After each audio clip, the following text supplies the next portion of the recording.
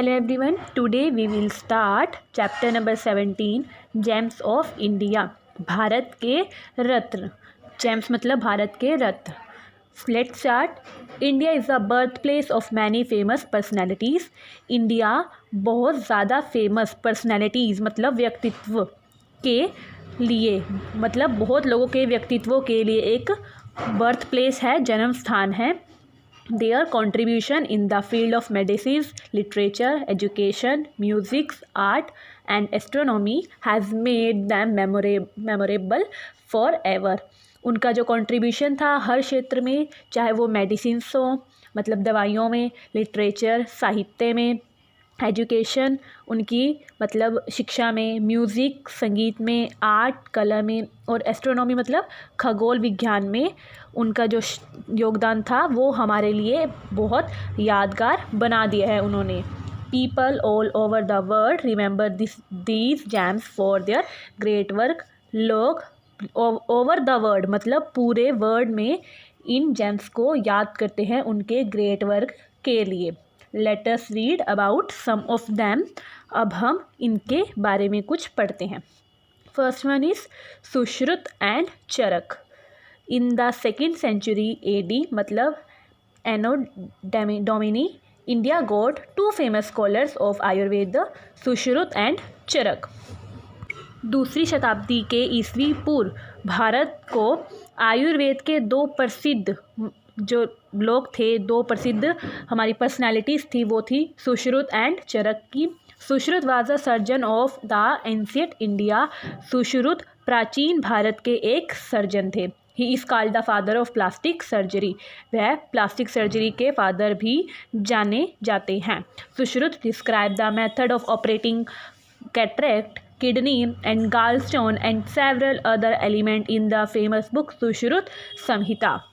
सुश्रुत ने प्रसिद्ध पुस्तक सुश्रुत संहिता में मोतियाबिंद और पित्त की पथरी और अन्य बीमारियों के संचालन की विधि का वर्णन किया है.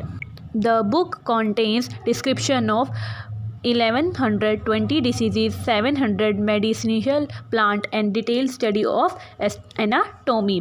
इस बुक में 11-20 रोगों और 700 औषधीय पौधों और शरीर रचना विज्ञान का विस्तृत अध्ययन किया गया है. ही emphasised on diet and cleanness. यह डाइट और क्लीननेस पे एकदम पूरी एम्फसाइज थी मतलब उन पे उसमें अध्ययन किया जाता था, उस पे जोर दिया जाता था. It is believe that the carried out eye surgery, removed stone from kidneys and perform plastic surgery of the nose and the year before 800 BC. यह माना जाता है कि उन्होंने आँखों की सर्जरी की, किडनी से पथरी को निकाला और 800 ईस्वी पूर्व नाक और कान की सर्जरी प्लास्टिक सर्जरी भी की थी. Charaka was born in 300 BC.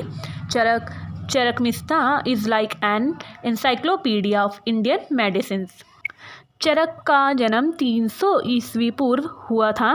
चरक की चरक संहिता एक इस तरह की है जिसमें भारतीय दवाइयों के विश्वकोश में बुखार तथा कई अन्य बीमारियों के बारे में बताया हुआ है. डिस्क्राइब वेरियस डिसीज़ जैसे फीवर, लेप्रोसे मतलब कुष्ठ रोग और ट्यूबरक्लोसिस मतलब एक तरह की बीमारी होती है, इसके बारे में उसने चरक संहिता के बारे में बताई हुई है. He describe the different stages through which food passes during the process of digestion. उसने डिस्क्राइब करा है अलग अलग स्टेजेस को जो फूड पासिस के द्वारा एक प्रोसेस होता है डाइजेशन का, भोजन पचाने की प्रक्रिया होती है, उसने उस चरक संहिता में अच्छे से डिस्क्राइब की हुई है.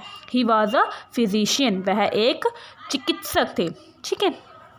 He is also referred to as the father of medicine. उन्हें फादर ऑफ मेडिसिन से भी रेफ़र किया जाता है.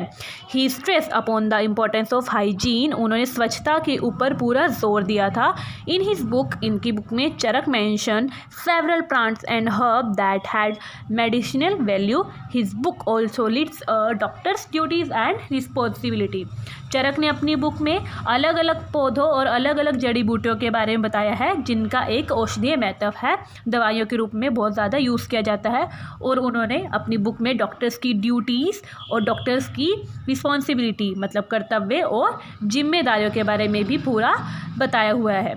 नेक्स्ट है Kalidasa. Kalidasa literally means a slave of goddess Kali. Kalidasa का शाब्दिक अर्थ है a slave of goddess Kali, मतलब कि देवी काली का दास। He was perhaps the greatest Sanskrit poet and dramatic of India। वह शायद भारत के सबसे बड़े संस्कृत कवि, पोइट और हमारे नाटककार, ड्रामेस्टिक थे।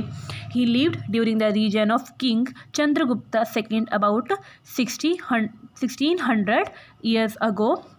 वह चंद्रगुप्त के शासन में हुए थे। उन्होंने मतलब 1600 वर्ष पूर्व चंद्रगुप्त के शासन में शास्त्र धारण किया था। Kalidas compose 2 place. उन्होंने 2 प्लेस भी कंपोज किए थे, 2 नाटक भी। कौन सा? मालवी कग्निसम और Vikramorvasiyam. Before composing the most popular play Abhijnana Shakuntalam, उन्होंने अपने most popular play Abhijnana Shakuntalam से पहले 2 प्ले कंपोज किए थे, मालविकाग्निमित्रम और विक्रमोर कासवासियम।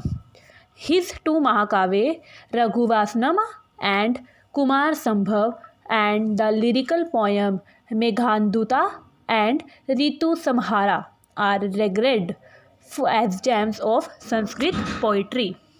उनके 2 महाकाव्य रघुवंशम और कुमार संभव और जो उनके गीतात्मक कविता थी मेघदूता एंड ऋतुसंहारा को संस्कृत कविता के रत्न के रूप में भी माना जाता है।